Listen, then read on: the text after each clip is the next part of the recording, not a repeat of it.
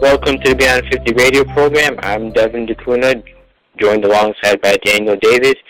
On the show today, we have one of the great free throw shooters who can teach you how to become a great free throw shooter, Bob Fisher. Bob, thanks for being on the show today.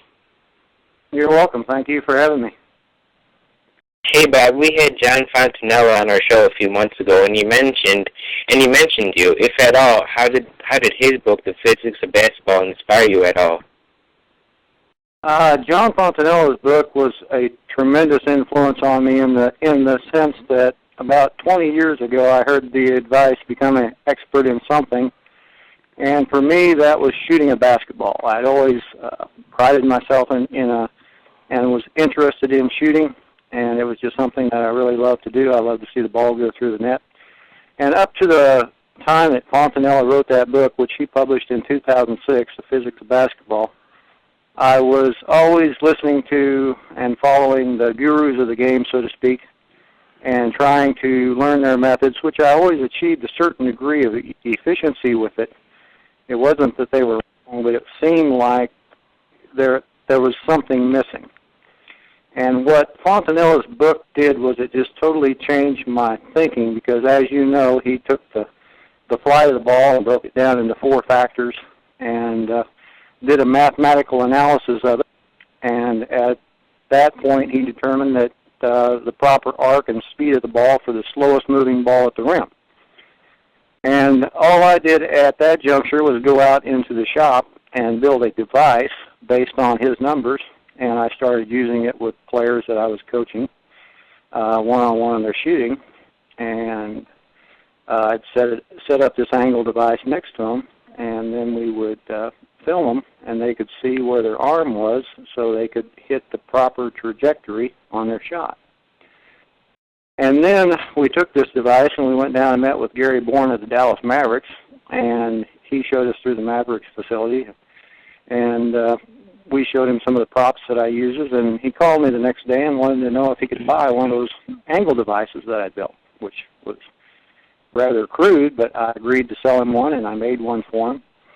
And then my wife, it's kind of giving you the whole story here, but this Fontanella's book pretty much influenced me, and it just totally changed my outlook, in the sense that from the point on that I read his book, I started thinking of shooting as a problem to be solved. It's an optimization problem. There's a number of ways you can go at it and come up with the end result, which is a made basket.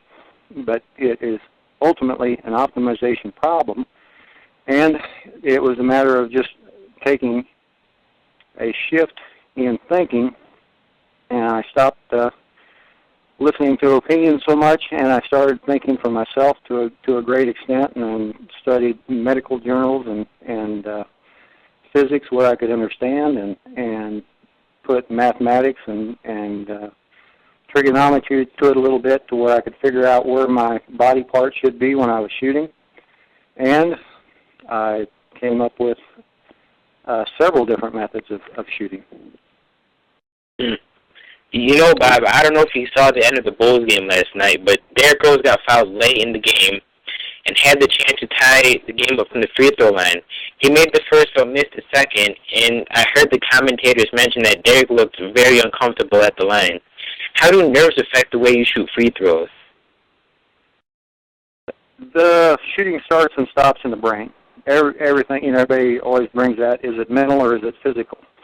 And with free throws, at that stage in the game, it was probably mental, because at that point he is bringing it back into the conscious realm, and he's trying to make the shot, which is in fact getting in the way of his muscles. Because it's, those NBA players have shot so much that it's automatic, and they don't even have to think about it. It's gone from the upper regions of the brain to the lower regions of the brain, and once they bring it back in those situations, they're trying to bring it back into they are bringing it back into the upper regions of the brain, the frontal lobes, where you do your reasoning, and it's just like thinking about breathing. You breathe without any problem at all until you start thinking about it. And at that juncture, it actually gets in the way of the performance itself. Mhm. Now, I understand, if you may, do you hold any particular records for free throw shooting consecutively? I do not consecutively. I do not consecutively. All mine are based on time frames. I currently have 9, and it started off, I started off January 9th of 2010 with the most free throws in a minute. It was currently, the previous record was held by David Bergstrom of Sweden with 48, and on January 9th of 2010 I made 50. And then at that juncture, the 2-minute record was 68, and it was like, well, if I can do 50 in a minute, then it's just, 68 didn't seem so tough. So on March the 7th, I 58 in 2 minutes, and then in June I added the most in 10 minutes, which was 366.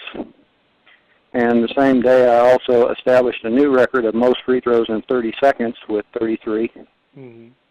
And then on November the 7th, November the 20th it was, I teamed with a high school senior who I'd given a lesson to, who was playing for our local school. And we set the pair record of most free throws in a minute with 29, which was the previous record was 26 by Lamar Odom and Shannon Brown of the Lakers. And then we did a very similar record, which was just most free throws in a minute with 2 balls, and that was we set the record with 21 with that one. And the same day I set the record for most in 1 minute alternating hands, and that's shooting left and then right-handed, left and then right-handed, and in 1 minute with 5, and also in 2 minutes with 62. And then we went to the All-Star game in L.A. and shot with a Guinness representative on site. I made 49 standing on 1 foot. Ah. That seems like a pretty incredible foot, just being able to stand on their feet and foot backwards there, and to be able to do something like that and keep your balance and be able to stay focused on your goal as well. The standing on 1 foot was difficult for me, and I'm very happy that I was able to do it the first shot, because the leg does tend to tire out. Oh yeah. Now I'm interested to know this, Bob. I remember it was a couple of years ago I came across a documentary called Quantum Hoops. Is that something you're familiar with? I have heard the name, and I've kind of got a short. I think I read a short segment on it, but Well, what it is, it's a fascinating documentary about the Caltech basketball team. And for those listeners out there who may not be familiar with the school Caltech, they specialize in engineering to the same level of MIT. Okay, so basically, this is a documentary about these college students who go basically for engineering. But if they want to play on a college basketball team, they're allowed to do that as long as they maintain their studies. Anybody who wants to play comes on this team. And what makes this an interesting documentary, really a fascinating one besides all of its aspects, is this is a team that went on a 24-year losing streak, which isn't very encouraging, but these young men, they want to play basketball. And, well, anyway, so it gets into a segment where they start kind of talking about the alumni, and one of them was a guy who had set world records for the most consecutive free throws and three-pointers, and so I was wondering if you knew anything about that gentleman there. Fred Newman. That's the one, yeah. Yeah, free throw Fred. Yeah. I found it kind of fun because here's a guy, when they feature him in this documentary, he's probably in his 60s by now, or at that time, and he says, and he was talking about all the, ways that he was making, setting these records, and he says, the doctor says I've got to get my 30 minutes in.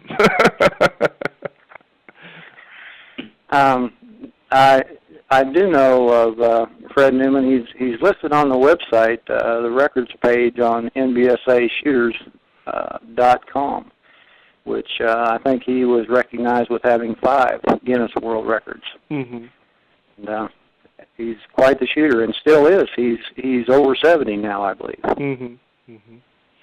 So talk about, if you can, I know you've sort of briefly mentioned earlier in the program, but I guess the technical aspect, if you will, of free throw shooting and why you don't tend to find, let's say at the professional level, people being highly consistent. You get 80%ers in there, but for the most part, you just don't get that kind of consistency. Why is that? There are so many variables involved in shooting. It's like sitting down to learn chess without any instruction. And there's different ways to go at it. I produced the video Secrets of Shooting a couple of years ago, and in it I detailed 4 different ways that you can shoot and be successful, all 4 ways. And what I've noticed players have a tendency to do is they mix and match, and that's where they get into trouble. If you have, and the 4 different ways are base, it's a simple, well, actually it goes back to Fontanella. I never realized that you could release the ball off your middle and ring finger until I listened to John talk about it on a radio interview that he did, and then I asked him about it in a phone conversation. And he said, oh, yeah. He said, when I was, he said it was back in 1960, and he says, I hurt my index finger, and I found that I could shoot just as well, if not better, with the ball coming off my middle and ring finger. So I experimented with that, and that brought me to, the thing about shooting and what makes it difficult to give instruction to is the fact that there are so many ways to do it. You see all kinds of shooters shooting. It boils down to where the fingers are on the ball at the moment of release to a large extent. Mm-hmm. And there are, a number of categories, but if you break it down into that category, then it throws all shooters into one of those 4 categories as to where the ball is coming off. The 2 primary categories being there's players that control, like Dirk Nowitzki, controls the ball with his thumb, index, and middle finger. And then you have LeBron James, who gets his fingers behind the ball at the moment of release, and he's controlling the ball with his index, middle, and ring finger, as does Kevin Durant. I thought the series between the Dallas Mavericks and the Oklahoma City Thunder was just a really classic example of 2 excellent shooters. Durant led the league in shooting, and Nowitzki was just making everything that he shot. Shot over, I think he shot 96% from the free throw line and 56% from the field during that series. And it was just a classic example of 2 extreme styles which are totally different, and yet at the same time they're both very, very effective. Now, here's another thing too that it's I don't know if it's still an NBA record, but if I remember and this was years ago, I haven't followed since, but the NBA record for most consecutive free throws during game time, I believe, was 33, held by Rick Barry. Here was a guy with an interesting free throw style that nobody else has been able to has repeated since. The underhand style. Exactly, granny style, as I remember we used to call it. Yeah, he was, and I think for his career, he shot 90% from the line using that style. Mm-hmm. And he also holds the Guinness World Record for 24 in a minute using that style. Wow. Yeah, I think free throw shooting is all a mental thing. I remember once in the game Michael Jordan, he shot a free throw with his eyes closed, and then he explained after that free throw is just a mental thing. The rim doesn't move. It's just, you just got to picture yourself. You just picture the rim right there. The rim's not going anywhere. As long as you keep the same motion, your free throw shooting should be fine. Well, the thing is, you're combining each time you're doing that movement, and there's an excellent book which came out by Daniel Coyle called The Talent Code, and he has a website, thetalentcode.com, and in that book he talks about well, it was the first experience that I had, and first I learned of the substance called myelin, M-Y-E-L-I-N. And myelin is in our bodies, and it grows according to signals, and it makes us better. And Coyle likens it to a bare wire. Every time we send a signal from our brain to our muscles, that signal travels down a wire. And if you do something new, that signal is traveling down a bare wire. Each time you repeat that motion, you are wrapping, or myelin grows, and it wraps around that nerve fiber, and that signal becomes quicker and more and faster, which makes you better. And players like Jordan are able to, shoot blindfolded, or not blindfolded, but with their eyes closed, due to the fact that they have so much myelin built up that muscle memory, it's not really muscle memory, but that nerve fiber is built so thick or so wrapped with myelin insulation that you can execute that movement very efficiently. Mm-hmm. And earlier, I know you were talking about great shooters like Kevin Durant and Dirk Nowitzki, but there are a couple of guys in the NBA who have awkward shooting styles. Players that come to mind to me are Joakim Noah and Sean Marion.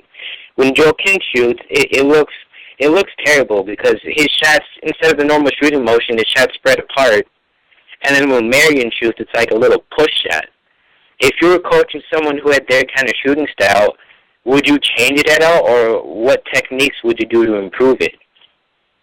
I think Joakim is trying to improve it because his style was a two-hand set shot. Basically, he's using. If you watch his left hand, his thumb and finger are flipping forward, and therefore they're included into the action on the shot. If I were to coach him, certainly. Well, this is what I do with players. Because with young players, you see that a lot at the junior high level and even in the high school level. If they're using if they're using that off thumb or the off finger to push the ball, I teach them the two-hand set shot. And I said that's the two-hand set shot. You place your hands here and you shoot like this. Now here's the one-hand set shot, and we shoot the one-hand set shot. And now it's a matter of pick one. Either do one or the other. If you want to do.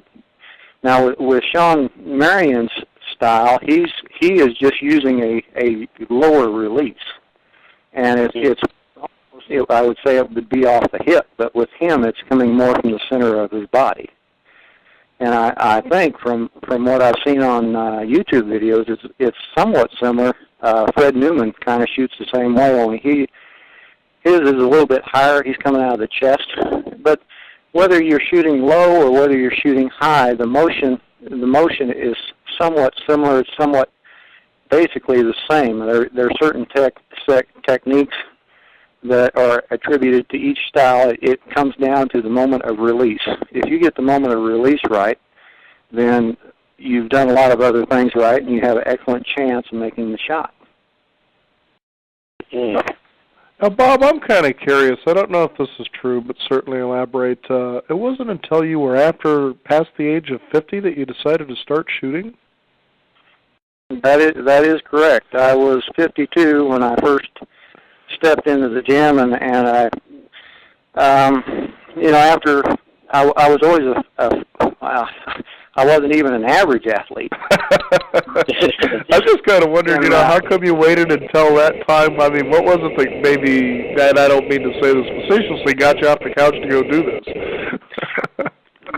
Well, the video, Fontanella's book, I read that when I was 49, and then I did a lot of study on the aspects of shooting, and I studied anatomy, and luckily my wife broke her leg about that time, and she slipped and fell on the ice, and to the doctors I had access to. I always picked their brain when she was having an appointment, and found out how the upper extremities work, for the wrist, the most natural wrist motion, and to a large extent I built my shot around the wrist. But anyway, I'd found some stuff out about shooting, and I shared it on the video that I did. And it was when you're a small-town coach in northeast Kansas coaching small schools, it is difficult to, when you do find something new and you how to say this, when you do find something new that is worthwhile, it is tough to get people's attention. Mm-hmm. It was a time when I was trying to get everybody's attention, and then I made acquaintance with Dr. Tom Ambury and Ted St. Martin, both former Guinness World Record holders in consecutive free throws, and they both encouraged me to start shooting. And that was the reason I got in the gym. Actually, it was September of 2009 was when I first stepped in the gym. And when I first stepped in the gym, to be honest, I didn't, they had talked about, I say they, Dr. Tom and Ted St. Martin had talked about going for a record, but I didn't believe it was possible. But after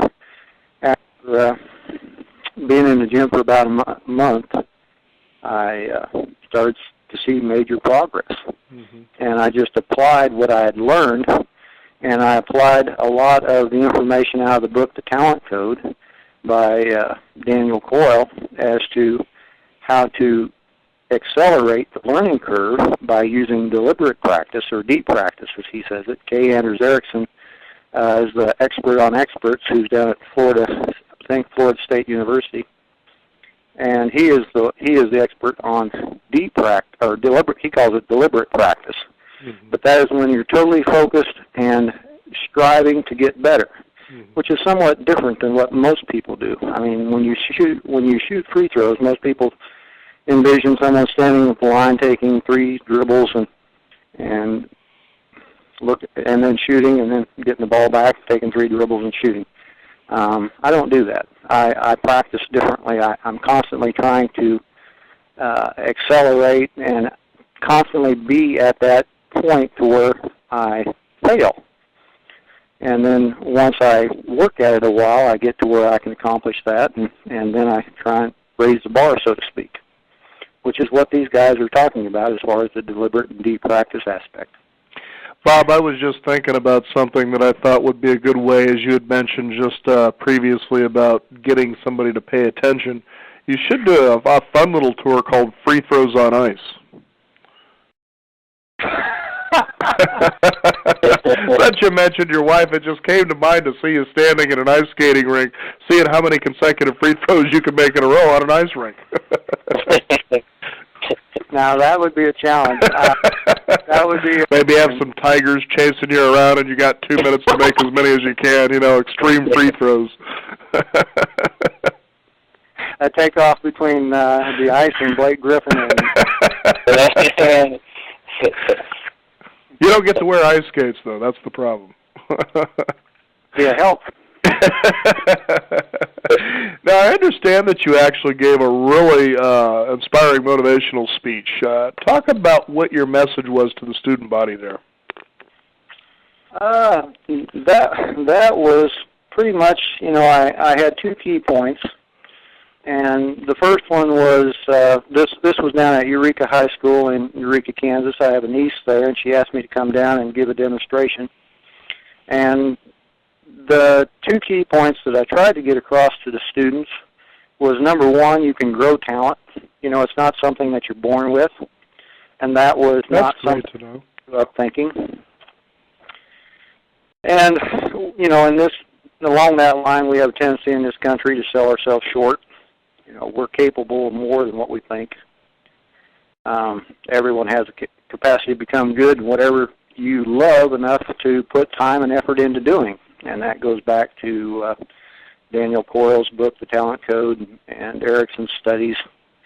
The second key point was, smart is not something you are, it's something you become. Mm-hmm. And this is, the current books that are out on that subject. I think Carol Dweck has Mindset, and Joanne Billingsley's Aim to Grow Your Brain are both based on the aspect that the mind is exceedingly able to grow new dendrites and neurons the more we put into it, it's like a computer that you can constantly upgrade. And that too is thinking that wasn't around back in my day. As far as, and I say my day, back when I was a kid, it was pretty much IQ. What you have is what you were born with, and if you had the IQ of Forrest Gump, you had or Einstein. You just hope you were born somewhere closer to Einstein range than Gump's range. Mm-hmm. Those were the two key points I tried to get across, and I just stuck with those because that has changed my outlook on life, especially in the last few years, because that information has become knowledgeable to me in the last few years. I remember when I was in the 7th grade, we had a basketball team come in and perform, and what was interesting is here was this guy sitting in a wheelchair shooting free throws, and we were just all astounded. He never seemed to miss. And he backs his wheelchair up further and further, and pretty soon he's at the half-court line, and he's shooting from the half-court line, making him. This is incredible, and obviously here's a guy in a wheelchair. Most people would think, well, you're kind of limited on what you can do. How do you get up every day? But he's trying to say, no, there's a lot more than you can do that you can ever imagine.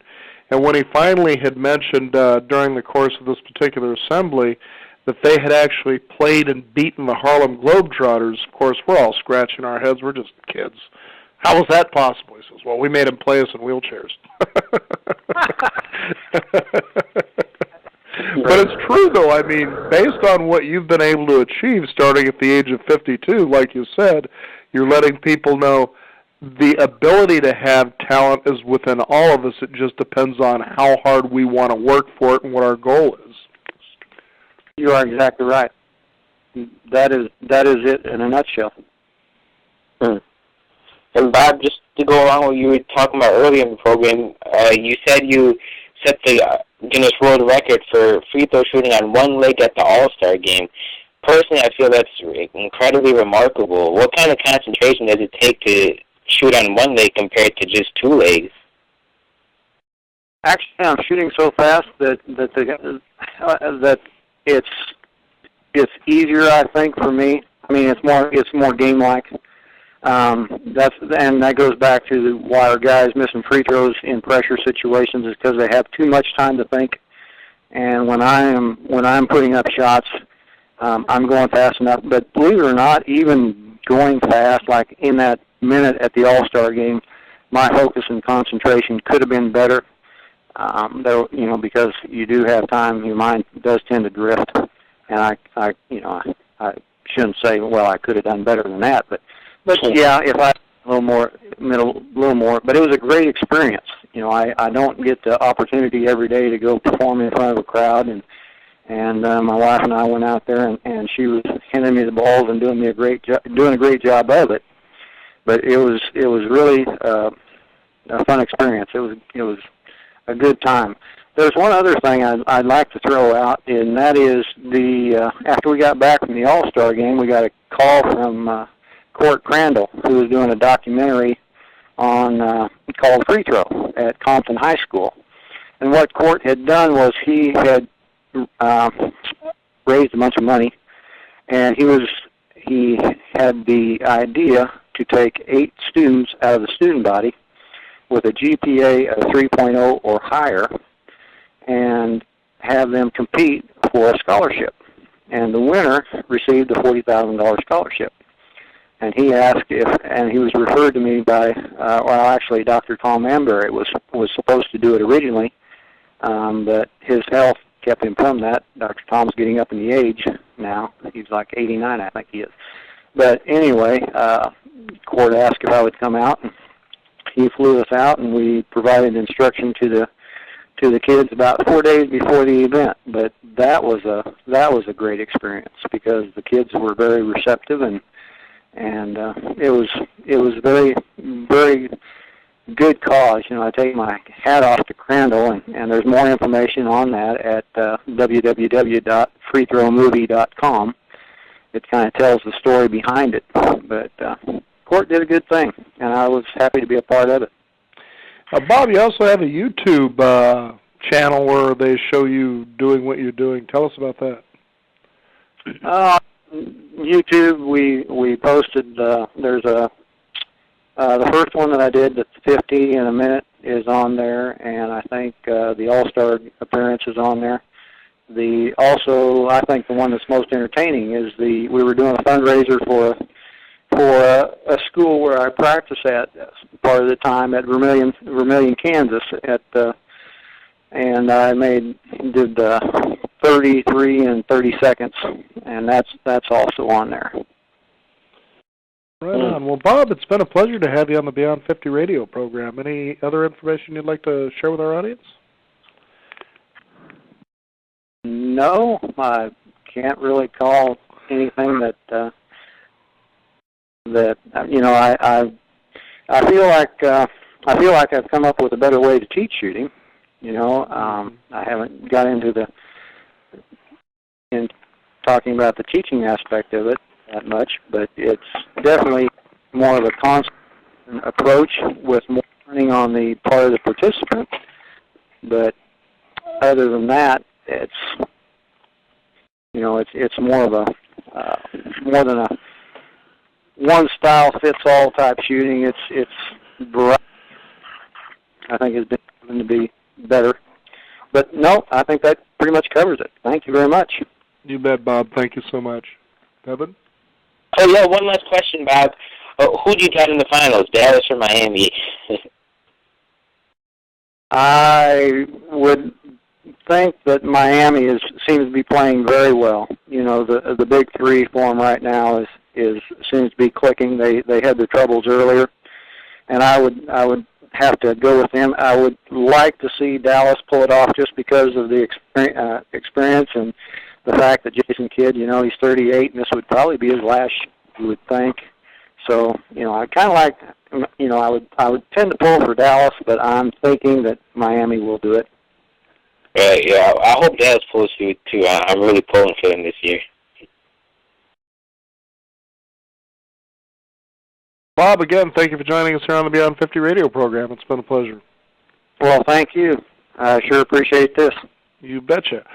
I'm Daniel Davis, along with Devin DeCuna. We thank you for tuning in. You've been listening to the Beyond 50 radio program. Be sure to visit us at our website at beyond50radio.com. That is the number 50. Sign up for our free weekly e-newsletter. Again, thank you for tuning in. I'm Daniel Davis. I'm Devin DeCuna. And remember, live your day past halfway.